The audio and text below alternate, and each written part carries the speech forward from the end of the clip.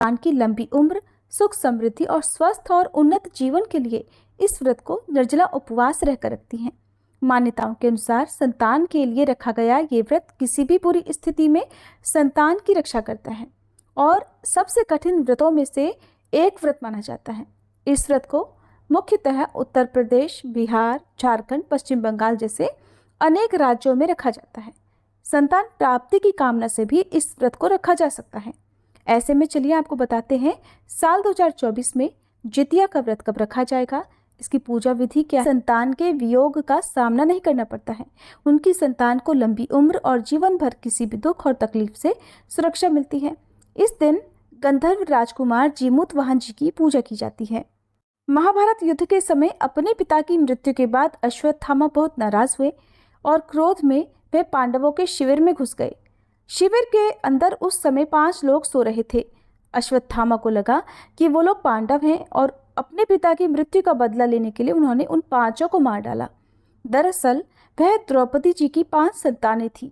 इस बात की सूचना जब अर्जुन को मिली तो उन्होंने अश्वत्थामा को बंदी बनाकर उनकी दिव्य मणि छीन ली।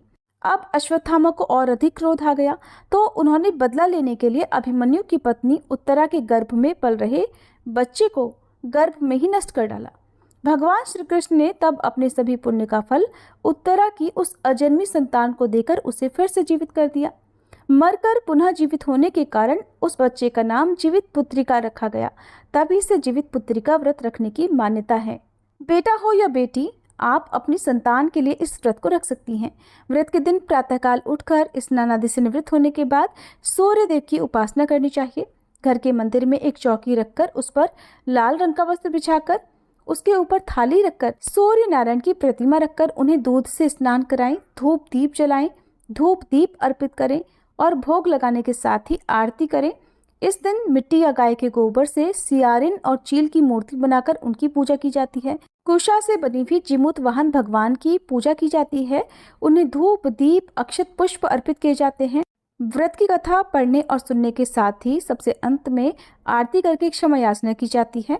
अगले दिन व्रत का पारण करने के बाद जरूरतमंद लोगों को दान दिया जाता है।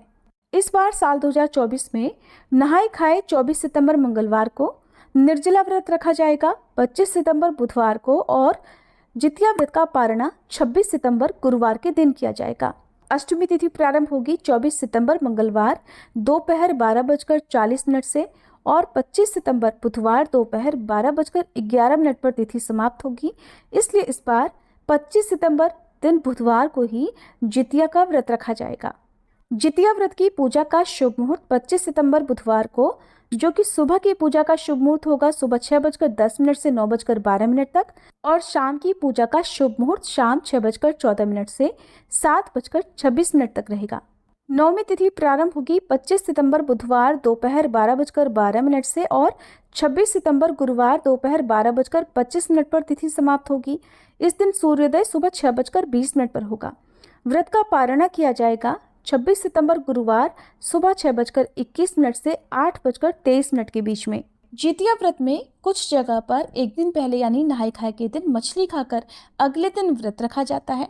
ऐसा कहा जाता है कि मछली खाकर व्रत रखना शुभ होता है, लेकिन जो लोग शाकाहारी हैं उन्हें मछली इस दिन नहीं खानी चाहिए। वैसे तो इस व्रत को 24 घंटे तक निर्जला ही रखा जाता है, लेकिन कुछ महिलाएं इस व्रत को, जो कि बिना जल के नहीं रह सकती, वो जल ग्रहण करके भी रखती हैं। जितिया व्रत के पारण में मंडुए की लिट्टी, गेहूं के आटे की दूध पिट्ठी, देसी